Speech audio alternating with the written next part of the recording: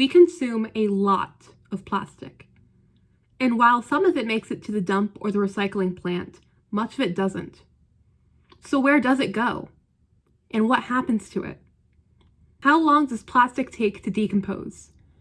We are going to chase the waste from your home to the Narragansett Bay. The most pressing pollutant in the ocean is microplastics.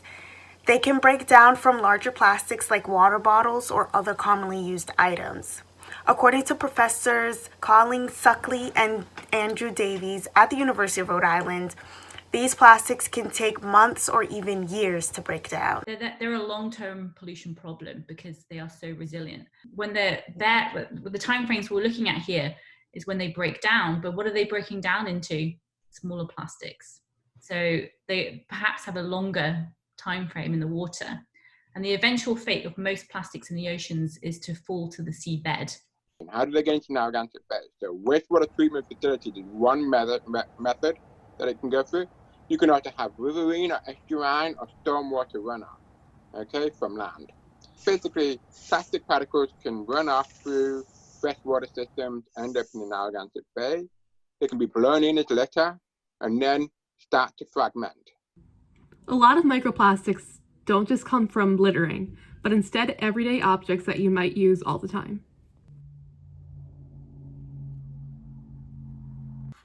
Face scrubs or like whitening toothpaste, many of these products contain microplastics. So it means then when you're rinsing your face or doing whatever general hygiene it is that you're doing, that water goes down the sink and down the shower outlet as well, and this goes to domestic waste.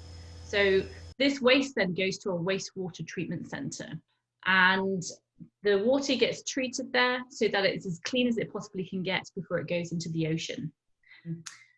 One of the sources of plastic is fibers from clothing, from washing machines, domestic washing machines. So some types of materials, they can release up to 750,000 fibers per load. So that's a huge amount, and that's going into the ocean. Reducing the amount of washing that you do of your clothing is going to help with that.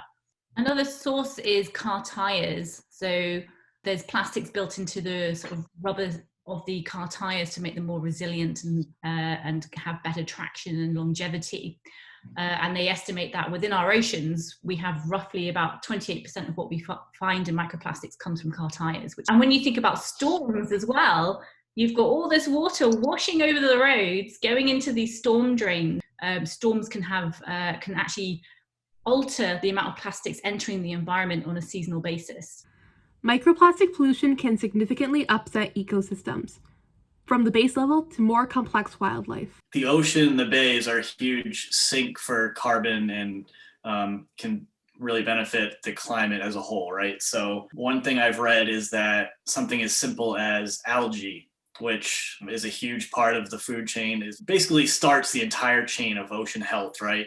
Can be affected by microplastics because they absorb different chemicals, PCBs, pesticides, and that can in turn inhibit photosynthesis, which if photosynthesis isn't happening, our oceans are a completely different place.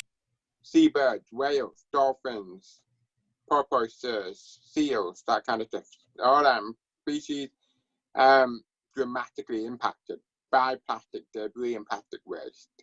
The true scale of the impact for microplastics on animals, we don't yet really truly know. The studies are just emerging.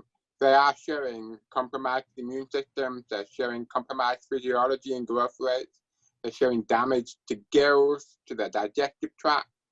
So there's definitely impact, but it's concerning.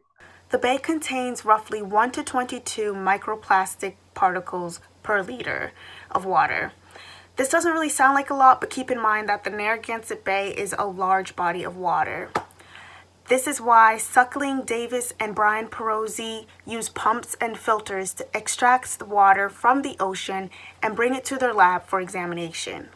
Whatever's in there gets caught on the filters, and then the filters get taken back to lab, and then we can go ahead and extract all the plastics off that, clean it up and get it under the microscope. It's not a quick and easy process. We have to make sure we account for contamination, and also we have to account for things like airborne plastics, because as you're sat there or you're creating fibers to go into the air just by moving with your clothing, because it has like polyester fibers in, for example. So it is a big issue. And they also have a sort of final sort of filter section of the water before it goes into the ocean to try and get remove as many of those particles as possible. Problem is, could you even guess how big that size of mesh might be? Probably a few millimeters in size, because you have to allow water to be able to pass through it at quite a rate. But if you make those holes far too small, then it means it's going to slow the movement of water going into the ocean. So it means then many of these small plastics pass through this mesh and are released into the ocean. And when you have dense urbanized areas like cities, like big towns, like Providence and Warwick area, you tend to have a lot more domestic waste going to these centers and therefore being released into the environment.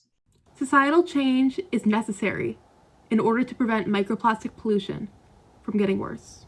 A lot of people talk about recycling our way out of the plastics problem, and I don't think that's the way we should be looking at it. It really starts with reducing our reliance on those things like single-use plastic, and then reusing things as much as possible. And then when it's the last option is when we talk about recycling or disposing of something. Wherever you are in Rhode Island, whatever you're doing, it is probably having an impact on Narragansett Bay in some way or form.